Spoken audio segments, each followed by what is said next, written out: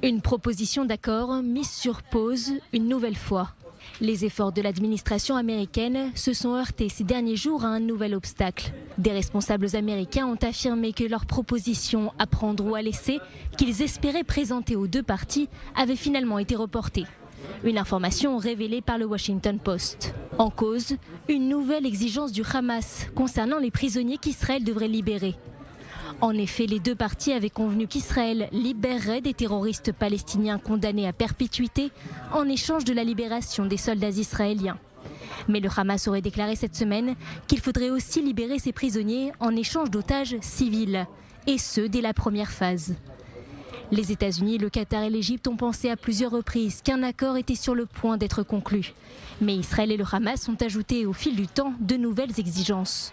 Résultat, aucun accord n'a pour l'instant été trouvé. Selon le Washington Post, les négociateurs s'inquiètent du fait que ni Israël ni le Hamas ne souhaitent réellement parvenir à cet accord. Certains membres de l'administration américaine souhaitent même que Joe Biden exerce davantage de pression sur Benjamin Netanyahou, qu'ils accusent de saboter les négociations. La plupart du temps, il était assez clair que les Américains travaillent beaucoup plus dur que le gouvernement israélien sur ce sujet.